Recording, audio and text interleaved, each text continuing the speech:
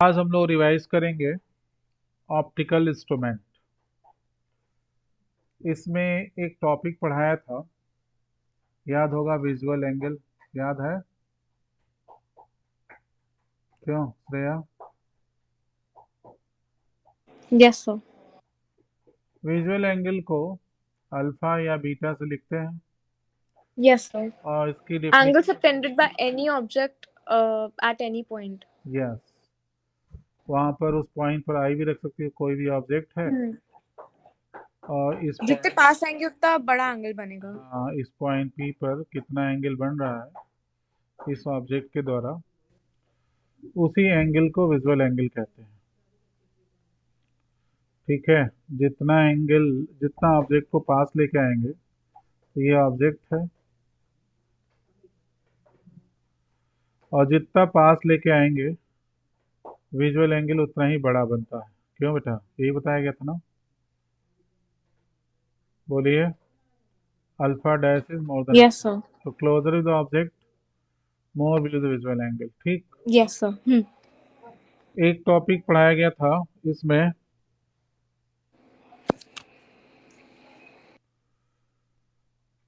Least distance of distinct vision. ये पहला D, topic. 25 centimeters. Hmm, Yes, sir. तो दूसरे में कुछ ज़्यादा नहीं जानना है, बस ये जानना है कि 25 सेंटीमीटर की दूरी को हम लोग least distance of distinct vision कहते हैं। और कभी भी किसी भी ऑप्टिकल इंस्ट्रूमेंट से जब हम इमेज फॉर्म करते हैं तो मिनिमम इस डिस्टेंस पर होना चाहिए। और एक टॉपिक पढ़ाया गया था, मैग्नीफाइंग पावर, कैपिटल एम या angular magnification, beta by alpha, ratio of visual angle subtended by image to the visual angle subtended by object.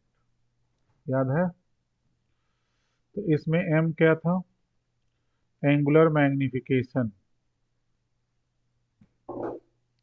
लिखते जाओ साथ में,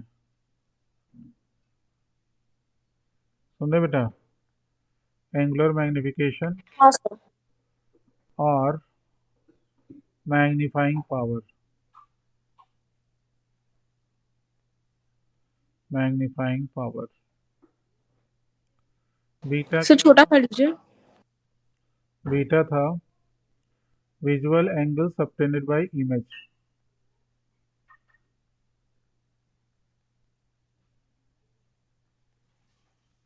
सबटेंडेड बाय इमेज। जब इमेज कितनी दूरी पर बनाया? डी दूरी पर बनाया या इनफाइनाइट पर बने? अल्फा है visual angle subtended by object. Object कितनी दूरी पर हो? डी दूरी पर हो या इनफाइनाइट पर हो।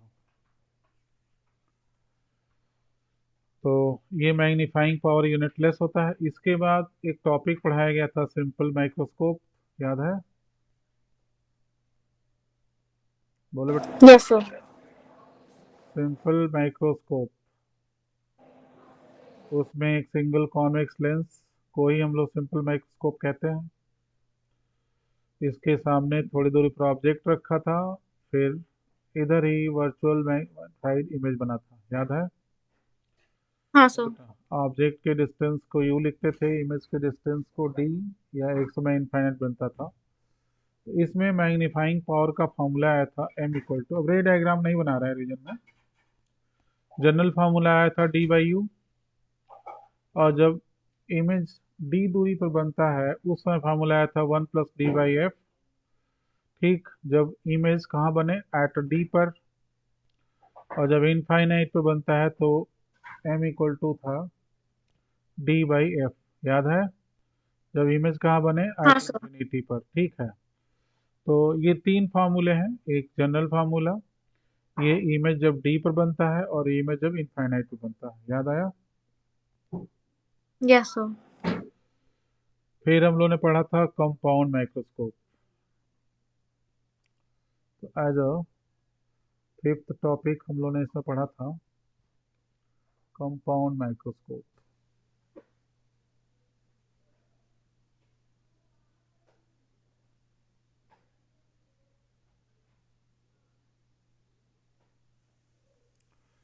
तो कंपाउंड माइक्रोस्कोप में एक कॉमन प्रिंसिपल एक्सिस था, एक लेंस यहाँ पर बनाया गया था ऑब्जेक्टिव, एक लेंस यहाँ बनाया गया था आई पीस, इसका ऑप्टिकल सेंटर ओ, इसका ऑप्टिकल सेंटर ई। ठीक, रे डायग्राम नहीं बना रहा हूँ। इसमें जनरल फॉर्मूला आया था m इक्वल टू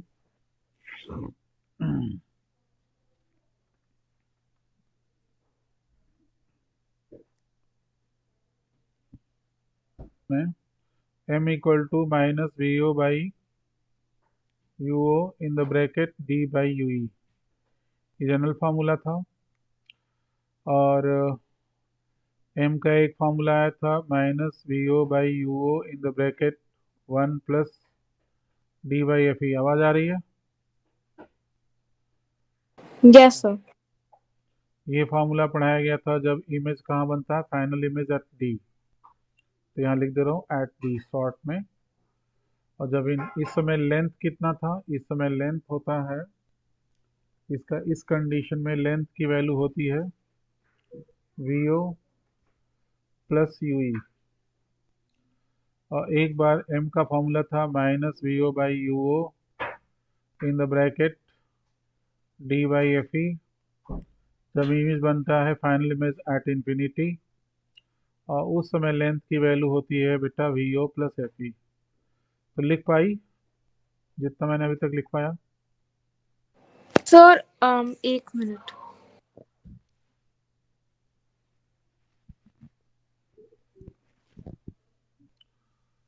ऑब्जेक्ट इसमें इधर होता है।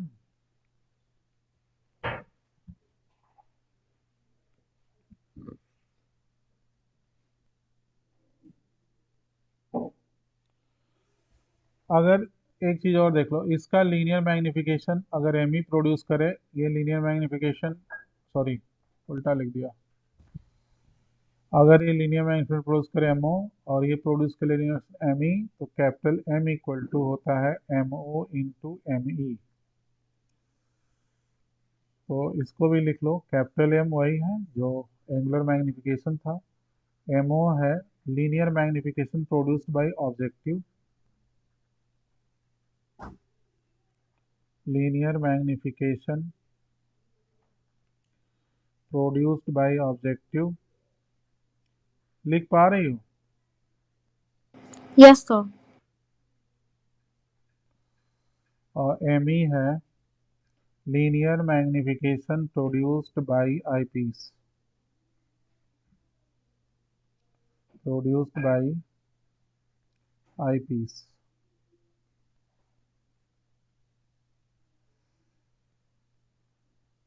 समझ में आया बेटा?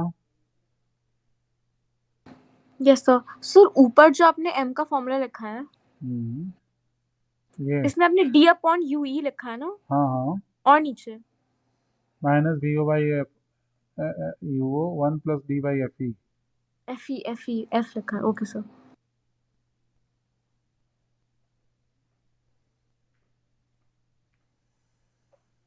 ठीक है,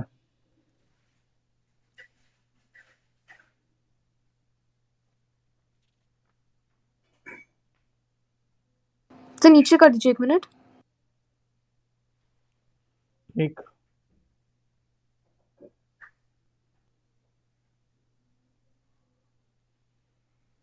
दिख रहा है पूरा? Yes sir. आप विजुअल एंगल के पास दिखा दीजिए. और ऊपर? Yes sir. और ऊपर? हाँ सर, ऊपर, एकदम ऊपर. बड़ा कर दे फिर। दिख रहा है?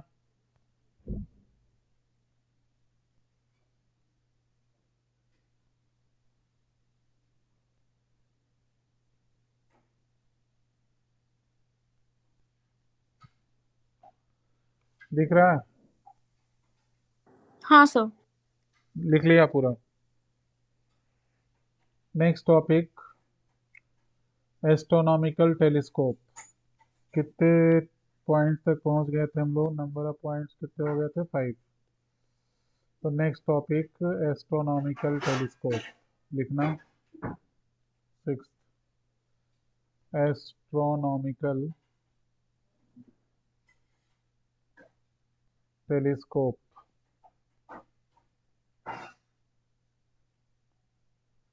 और वो भी कौन सा, refracting type. Refracting type, reflecting type में तो खाली रे डायग्राम है और फार्मूला है, इसमें डेरिवेशन भी था। तो ये बताया था कि इसका ऑब्जेक्टिव बड़ा होता है और आईपीस छोटा होता है, याद है ना। Yes, sir. तो इसके मैग्नीफाइंग पावर का जनरल फार्मूला होता है capital M equal to minus F O by U E. पढ़ लोगी ना। Yes, sir.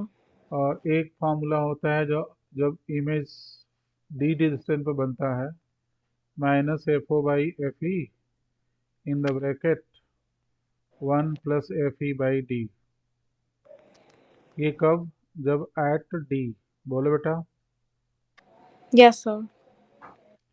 और एक फार्मूला और बनता है M equal to minus F O by F E, ठीक है, एट इंफिनिटी पर। क्यों? Yes, sir. इस केस में लेंथ की वैल्यू होती है एफ ओ प्लस यू ई।